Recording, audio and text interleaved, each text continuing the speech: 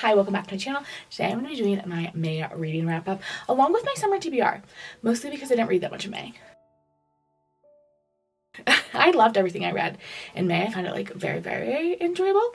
The first thing I read in May was Just for the Summer by Abby Jimenez, kind of a combination of audiobook and physical book, both excellent. This is loosely connected. I didn't even know it was connected until somebody told me. And you don't find the connection out till the end to her last two novels, Yours Truly and Part of Your World. But you don't need to read them in order. I have been really loving this new series from Abby Jimenez, but this one follows this girl and guy. And the girl is a travel nurse, and she has some trauma from her past because her mother was literally the worst and the flakiest person on the planet. And so she had no stability in her childhood. She travels with this girl who was her foster sister. They became incredibly close in, I think, when she was a teenager. She moved in with this family. It was her foster family. They had a daughter, and they spent only 2 months, 2 to 3 months in a place typically, and they move from place to place. And one of the things they do is find the coolest Airbnb or whatever, wherever they're staying. And this one, they're staying on a little island that they take a boat out to every day. Super cute. And then our guy, the reason they connect, this girl and this guy connect, is because this guy makes this Reddit post in which he talks about, it's a long Reddit post, this is how it opens, but the thing that is their connecting point is they both have this curse, this thing where the person they're dating, once they break up, that person will go on to find their husband or wife. And both of them have had this happen where anytime they've seriously dated anyone, they've immediately gone on to get married to the next person. And so they're oh, if we do this, if we date each other, we'll cancel each other out. And then the next people we'll meet after each other will be our husbands, wives, our forever people. And so they're perfect. We just need to do that. And so they're fake dating, sort of. It's an arranged dating, fake dating situation in which they're not going into this because they're deeply interested in the other person, but because they're trying to break this curse. And then they're in Minnesota on this island, and a lot of peripheral stuff is happening. I'm trying to explain this succinctly, and I feel I did a poor job, but I really enjoyed it. I've really been loving Abby Jimenez's this new series. If I had to rank them, Part of Your World is absolutely my favorite, and then I think it goes Yours Truly, and then this one, but I do love all of them. So it seems a little unfair to rank them because they're all excellent. And then I read Powerless by Lauren Roberts. This has been on my radar for a while because all the girlies were reading it. And if all the girlies are reading it, I'm going to read it. Because I am nothing if not a bandwagoner, as I've said on multiple occasions. This is a YA romantasy, but honestly, the only thing that makes it YA, I feel rather than adult, is it is not spicy. At least up until this point. And I think, if I'm remembering correctly, that's what the author has said, is that she doesn't plan on it getting particularly spicy, and honestly I'm enjoying that. I'm kind of a little over the spice at this point. I'm spiced out, but we're following this. It's set up as Hunger Games-esque. I don't know if it really is. There's a game at the center. Essentially they are living in this world where everyone has powers, except this flu gave a lot of got rid of powers for people. There are some people that are powerless, hence the title, and they are shunned from society. If you're found out to be powerless, you are killed, and anyone who helped you is kicked out. And you can also just leave and go live in the desert. It's kind of rude and bad. And our main girl is powerless, but she pretends to have a power. She pretends to be psychic because that's a power she can fake. She winds up saving the prince in this turn of events. He comes into the slums where she lives. She winds up saving him, and then winds up getting drafted into this competition. This competition is very dangerous and deadly, but it's not the Hunger Games in that everyone doesn't have to die. It's just that people wind up dying every year, and it's kind of set up to have some deaths happening. And the prince is competing, and oh my gosh, this is a romantasy in the true sense of the word. The primary focus of this book is romance. If you're going into this book wanting a fantasy with a little romance, no. If you're going in and you love a romance, banter heavy, these guys are bantering all the time. There's a little love triangle with our girly and both princes. There's 2 princes. And I just had a delightful time. I had a delightful time. I've heard really mixed things about this. People either giving it 5 stars or 2 stars. And I think it really matters your expectations. If you're going in expecting a fantasy book with heavy world building and political intrigue and a lot of that is definitely not the focus. It's not that it's not there. It's just not fleshed out, because you know what? Lauren Roberts would rather spend her word count on banter. And that's a fun time. And sometimes the girlies want that. Sometimes I want that. And I had a delightful time. I think the second book is coming out this summer. And I shall certainly be reading it because I'm like very intrigued. Then I read Annie Bot by Sierra Greer. This is one I've heard just like a couple people talking about recently, and I saw it on my library's like Libby website and I just grabbed it. I read it in a few hours. It's a pretty fast read, and it is in the like near future. Essentially, we have these like AI robot companions, and there's like a couple different ones that you can get, and you can change the settings. There's one that's like a nanny for your kids. There's one that's like a housekeeper, and then there's one that's called a cuddle bunny. You get where this is going. So we're following this Annie Bot who's a cuddle bunny, and as her like AI programming gets better and she like has like self-realization and just kind of like questioning the frameworks that were like programmed into her, and questioning like what kind of ethics look like in this situation where she's become self-aware as a robot. It was really fun and really interesting. I think it was an interesting take on AI. It doesn't lean too heavily into the science fiction aspect, except in the fact that she is AI, an allegory to some extent for women and the like usefulness of women in society, and how their like primary purpose is being seen as like useful to men. You know? Okay. It was good. I liked it. Then the last thing I read was The Heiress by Rachel Hawkins. Again, this was a fast one. I read primarily while watching a Taylor Swift live stream. The Heiress is a thriller by Rachel Hawkins. I love Rachel Hawkins. I've read most of her books, and I really liked the direction she's taken recently. Her last two, The Villa and The Heiress, have been two of my favorites from her. This one, we are following this husband and wife primarily as they go back to his family home in North Carolina, in like the mountains of North Carolina. He has this like huge mansion. He is like essentially the heir to this like old money dynasty, and this huge mansion after his mother died. His adopted mother is like the heir to this legacy, and then he as her adopted son gets it, but he has kind of like shunned it and hasn't taken any of the money, doesn't live in the house, none of that, because there's so much tied up in accepting it, and the family is like very nasty and very mean, and they're still living at the house. So they're moving back because I think like an uncle or something has died. They're not moving back, they're coming back to the house to like visit, but the wife is kind of hoping they'll live there because like the house is like really cute. And she also has some secrets. Fascinating.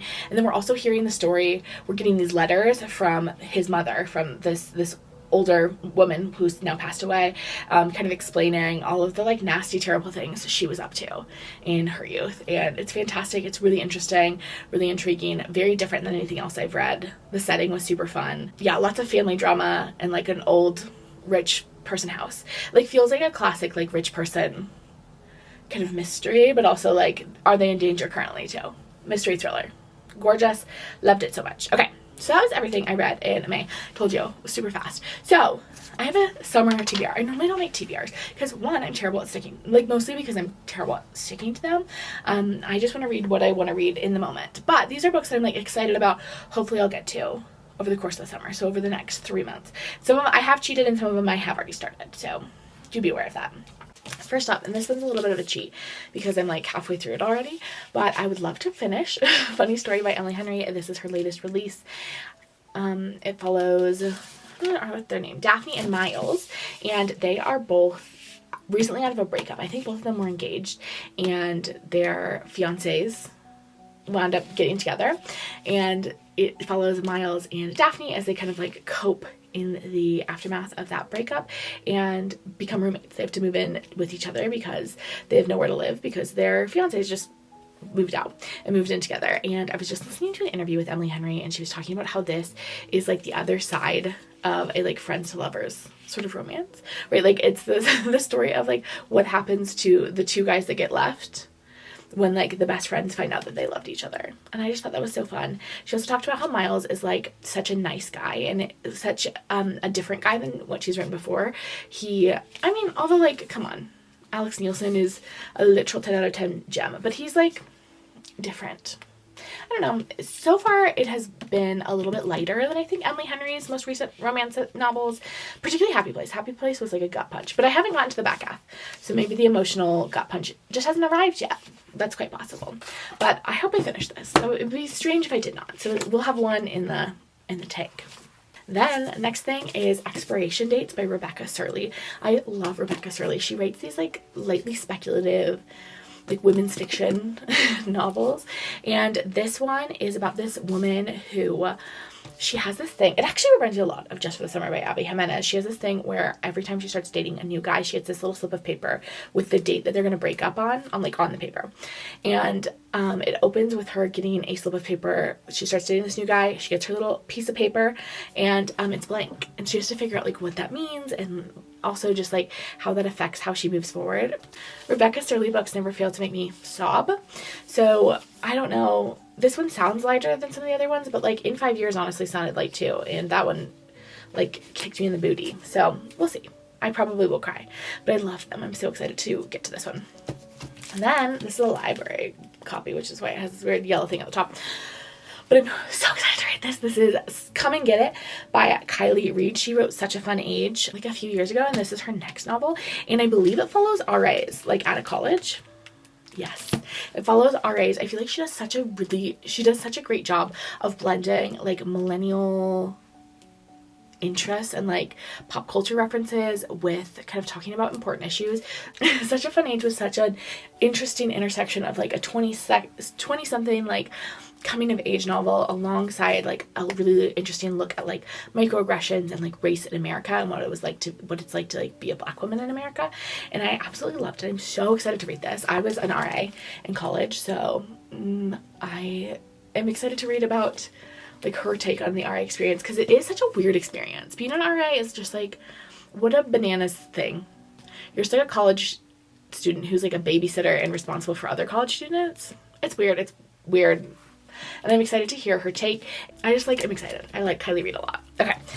Next thing is I want to read another Emily St. John Mandel. I read Station 11 earlier this year, and I want to like get through all of them this year if I can, because I really loved Station 11 so much. And I know they're all loosely interconnected, and so I like really would love to continue to read them while those connections are still like fresh in my brain. I think The Glass Castle is about this like remote hotel.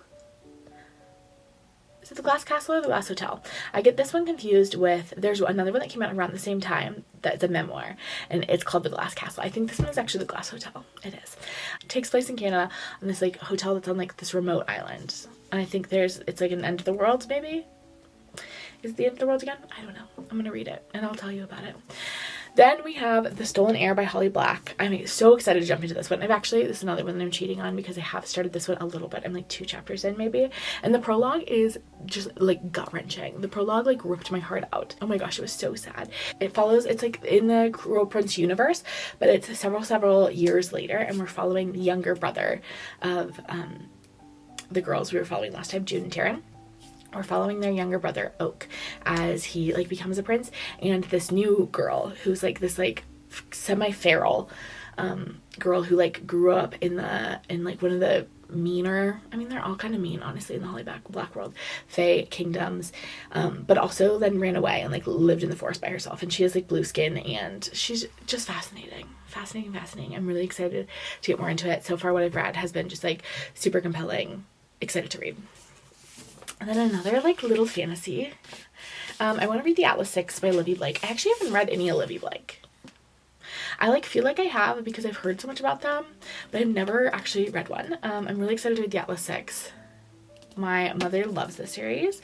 All I know about it is is about the Library of Alexandria, and these 6 young people are like competing to like be the guardian of the library. I don't know. I know it's dark academia vibes. I know it is like fantasy, and I love dark academia vibes. So I'm excited to read this one. I know the whole series is out now too, so I can just cruise through it. Another fantasy I don't have this year because it is actually not out yet. It comes out mid-July, but I will be reading it as soon as it's out because it's from one of my personal favorite series, and that is the Discovery of Witches series by Deborah Harkness. The latest release in the series, The Blackbird Oracle, comes out mid-July, and I'm just so excited to dig in. I love Matthew and Diana. If you're not familiar with the Discovery of Witches, let me tell you about it because it's so fantastic. It's a romantasy that follows this vampire, Matthew Claremont, and this witch, Diana Bishop, and their love story. The original series follows them as they like deal with this like magical book. And it is so good. Vampires and witches in this world are not supposed to be together. Like the different species of creatures are supposed to stay apart. So it's like a forbidden love. It's so good. It's fantastic. It's like one of my comfort rereads. Like if I'm like not feeling well, or if I'm like doing something that's stressful and I need something that's going to be like soothing, I read A Discovery of Witches. And I'm so excited to read this one. Deborah doesn't put out a lot of books. She's actually like a historian. Like I don't know if she still does, but like she's like PhD history woman. And she actually like had breast cancer a few years back and was like dealing with that. And so I'm like, this is her first book back since all of that, and I'm really excited to read it and jump back into the series. I love being in the world with Matthew and Diana, and I like cannot wait to jump back in.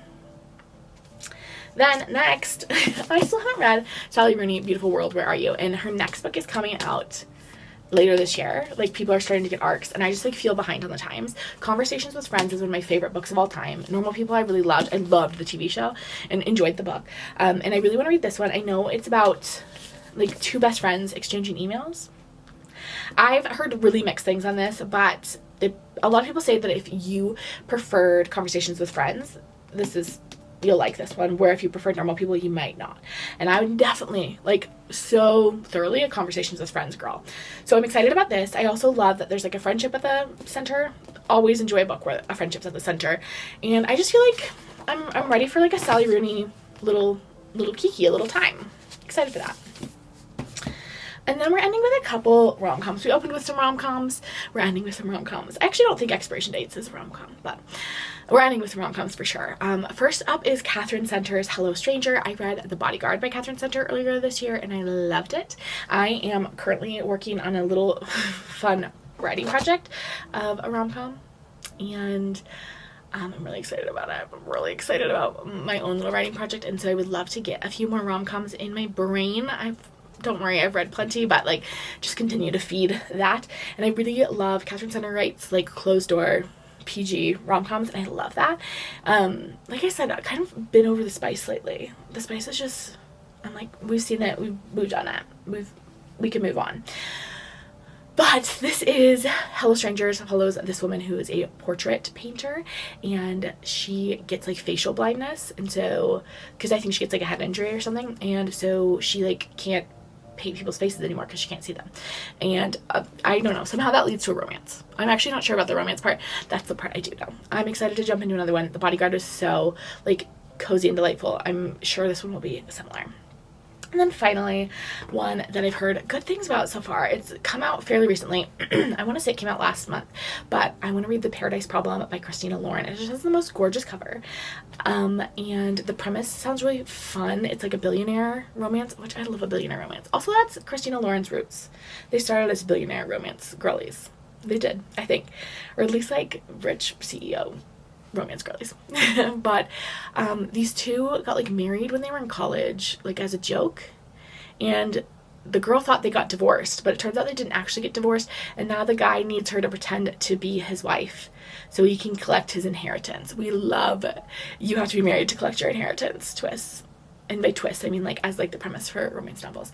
I just think it's like so up my alley. It like takes place on this like island, I'm pretty sure, on like a tropical vacation. I love a billionaire romance. I love like the sub-genre tropey, like silly, goofy romances. Like I love them so much. They're so much fun to me. Billionaire romances, a mafia romance. Like I love them, and I'm excited to see Christina Lauren's take on it. So there is my summer TBR. Lots of fun things. I like would be so excited if I could read all of these. Like all of these books are books I'm so excited about and would be like happy to read any second. So hopefully I get through them. Hopefully I pick up my reading pace, because I like to be reading just like a little bit more than that. I know that if I'm not reading, you know what I am doing? I'm scrolling on TikTok probably. It's not like I'm doing something productive. It's not. I know myself. And so I just like to pick up the pace. Really, I feel best when I'm reading about 2 books a week or a little more than that. So hopefully we get there. Hopefully we're reading closer to 8 books a month next month. I feel good. I've already finished a book for June. So we're on track. Okay. That's all. I will see you in the next one. Bye.